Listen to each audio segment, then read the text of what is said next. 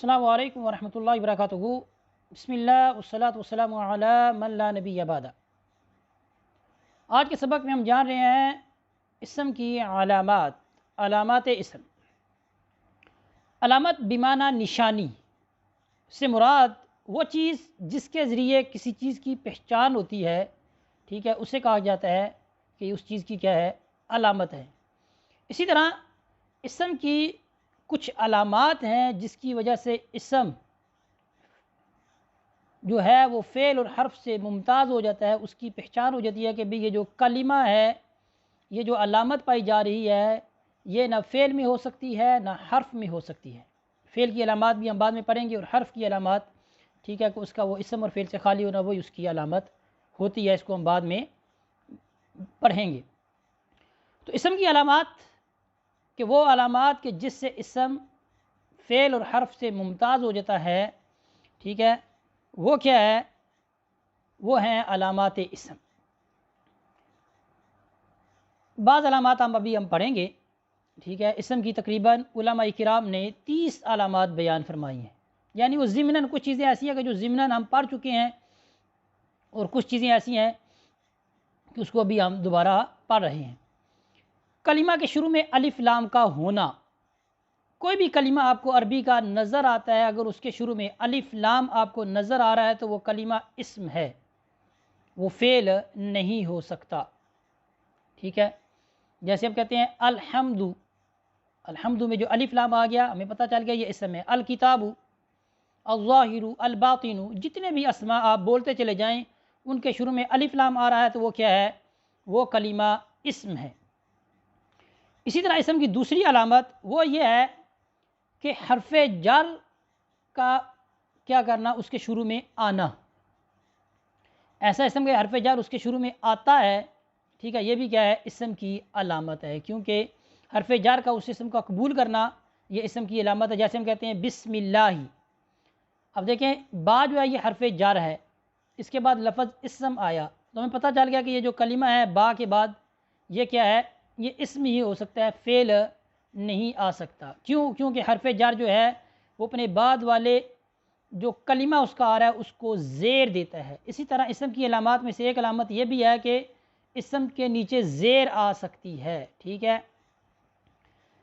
اس کے بعد آ گیا کلمہ کے آخر میں تنوین کا ہونا، 2 زبر 2 زیر 2 پیش، جس بھی کلمہ میں آپ کو آتی ہوئی نظر آ رہی ہے جان لیں کہ وہ کلمہ اسم ہوگا۔ کیونکہ جو فعل ہے وہ منون نہیں ہوتا، یعنی اس پر نہ 2 زبر آئے گی نہ 2 زیر آئے گی 2 پیش آئے گی، ٹھیک ہے۔ یعنی تنوین جو ہے یہ کیا ہے، یہ صرف خاص اسم کی علامت ہے۔ اس کے بعد کلمہ کا مسند الیہ ہونا، یعنی کلام جب ہم بناتے ہیں، گفتگو بناتے ہیں، تو وہ کلمہ کہ جو مسند الیہ بنتا ہے، مسند الیہ کا مطلب ہوتا ہے کہ جس کی طرف نسبت کی جا رہی ہے، ٹھیک ہے، تو وہ کلمہ کیا ہوتا ہے، وہ بھی اسم ہی ہوگا۔ جیسے اب کہتے ہیں زید قائم، اب قائم کھڑے ہونے کی جو نسبت ہے وہ کدھر کی جا رہی ہے، زید کی طرف کی جا رہی ہے، ٹھیک ہے، تو جس کلمہ کی طرف نسبت کی جا رہی ہے وہ مسند الیہ ہے۔ اچھا، اس کے بعد آ گیا کلمہ کا مضاف ہونا۔ مضاف کا مطلب ہوتا ہے جس کی اضافت کی گئی ہو، مضاف الیہ جس کی طرف کی گئی ہو۔ جیسے ہم کہتے ہیں قلم زیدن، زید کا قلم، اب قلم کی جو نسبت ہے وہ زید کی طرف کی گئی ہے کہ زید کا قلم۔ یاد رہے مضاف اور مضاف الیہ جو کلمہ بن رہا ہوتا ہے، کلام کا حصہ بنتا ہے، اگرچہ یہ مرکب ناقص ہوتا ہے، اس میں کا کی کو کا ترجمہ آتا ہے، ٹھیک ہے۔ قلم زیدین، زید کا قلم، کتاب زیدین، زید کی کتاب۔ یہ جو کی کا جو ترجمہ آ رہا ہے یہ کس کی وجہ سے آ رہا ہے، یہ مضاف کی وجہ سے آ رہا ہے، ٹھیک ہے۔ مضاف اور مضاف الیہ کے درمیان جو ترجمہ آتا ہے وہ یہ ہے کا، کی وغیرہ کا۔ تو ہم نے جان لیا کہ جو قلم زیدین میں قلم پہلا لفظ ہے یہ کیا ہے، مضاف ہے، اور زیدین مضاف الیہ ہے جس کی طرف اضافت کی گئی ہے، ٹھیک ہے۔ اور یہ دونوں کیا ہیں، دونوں اسم ہوتے ہیں، مضاف الیہ بھی اسم ہوتا ہے اور مضاف بھی کیا ہوتا ہے، اسم ہوتا ہے۔ اس کے بعد ہمارے پاس آ گئی کلمہ کا تثنیہ ہونا، یعنی اسم آپ کو تثنیہ بھی ملتا ہے، مثنیٰ، رجلانی دو مرد، امرأتانی دو عورتیں، ٹھیک ہے، قلمانی دو قلم، کتابانی دو کتابیں، یہ سب کیا ہے؟ اسم کا مثنیٰ ہونا، تثنیہ ہونا، یہ بھی کیا ہے؟ اسم کی علامت ہے، ٹھیک ہے۔ اسی طرح کلمہ کا جمع ہونا، یعنی اسم جو ہے وہ ہمیں جمع کی صورت میں بھی نظر آتا ہے، جیسے ہم کہتے ہیں مسلمون، ٹھیک ہے، رجال، یہ کیا ہے؟ اسم ہمیں جمع کی صورت میں نظر آ رہا ہے، جو کہ دو سے زیادہ افراد پر یہ کلمہ کیا ہے؟ ہم اس کا اطلاق ہو رہا ہے۔ یاد رہے فعل جو ہے وہ تثنیہ اور مثنیٰ، تثنیہ اور جمع نہیں ہوتا، اس کو مجازن تثنیہ اور جمع کہا جاتا ہے۔ اس کے بعد آ گیا کلمہ کا موصوف ہونا، ٹھیک ہے۔ موصوف کا مطلب ہوتا ہے کہ جس کی صفت بیان کی گئی ہو، ٹھیک ہے۔ رجل عالم، آپ کہتے ہیں رأیت رجلا عالما، میں نے ایک عالم کو دیکھا، ٹھیک ہے، ایک عالم مرد کو دیکھا۔ رجلا یہاں پر کیا ہے؟ ٹھیک ہے، یہ موصوف بن رہا ہے، اس کی صفت کیا ہے؟ اگر آپ کہتے ہیں رأیت رجلا، میں نے مرد کو دیکھا، تو سامنے والے کے ذہن میں سوال آئے گا کیسے مرد کو دیکھا، وہ کیسا ہے؟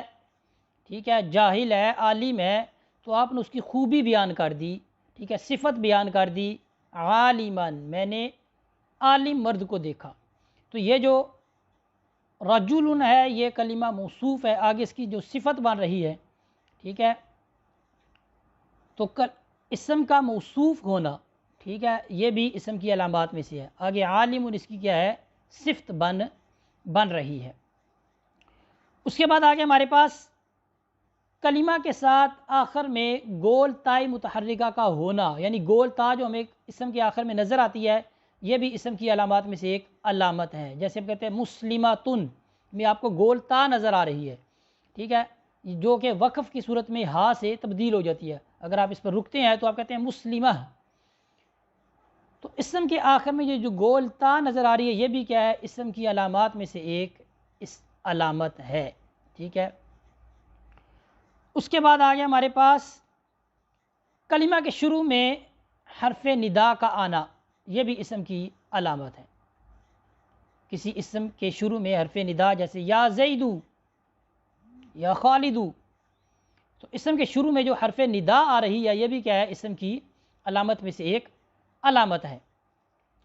اسی طرح کلمہ کے آخر میں یا نسبت کا آ جانا، جیسے پاکستان ہے تو میں کہتا ہوں میں پاکستانی ہوں، تو میں نے اپنی نسبت پاکستان کی طرف کی، تو آخر میں نے کیا کر دیا؟ یا نسبت لگا دی، ٹھیک ہے۔